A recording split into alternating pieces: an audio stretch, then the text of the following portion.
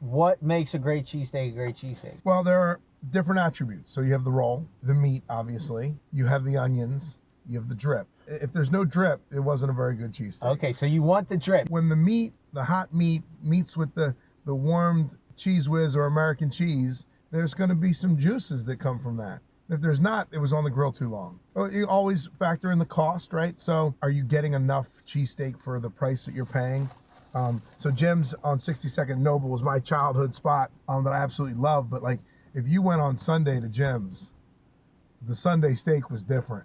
It was twice the size. Oh, really? Yeah. Oh, wow. They loaded them up on Sundays. Oh, wow. I like the criteria for your book. You only went to the places where two people said it was their favorite cheesesteak, and they had to be from a separate household. We have to have a disclaimer. The results and the list are 20 years now. Owners have changed. Yeah, right. Workers have changed. The winner in my mind, took the easy way out and kind of called it a draw, was John's Roast Pork and Jim's on 62nd Street. The reason I mention that, though, is because Jim's on 62nd Street is no longer even in operation. The book was started and researched because Craig Laban, I believe, Philly food critic, took two kids from the suburbs, I think they were two St. Joe's prep kids, and made a cheesesteak list. I didn't like the results. Oh, yeah. You took it personal. I did. I had not had one better than Jim's on 62nd Noble, and I've had a lot of them. What I'll say to Craig Laban in that John's Roast Pork was on that list, and it was his number one, and it was as good as Jim's. Okay. What's your take on chop versus thicker?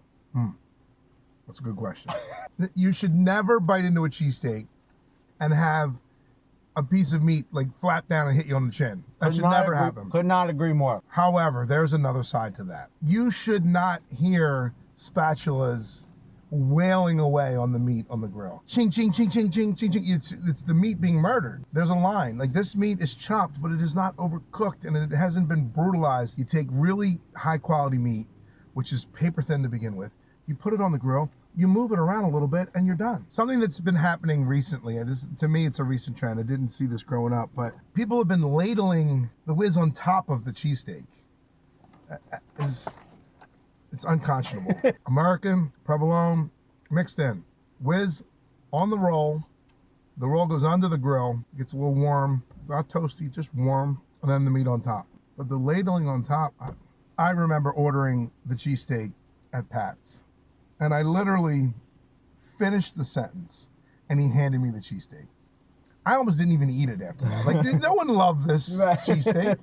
This is just slapped in there and handed to me. Generic cheesesteak for the next guy in line. But Geno's uses Real Whiz, which was a separator between those two. You can go to Geno's and get a cheesesteak with Whiz, and you can't get one at Pat's.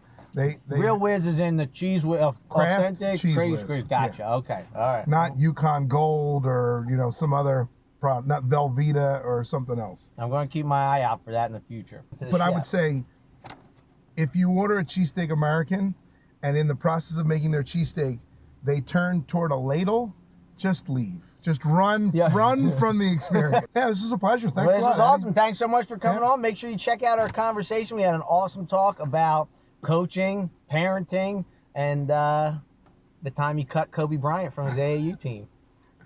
Not quite.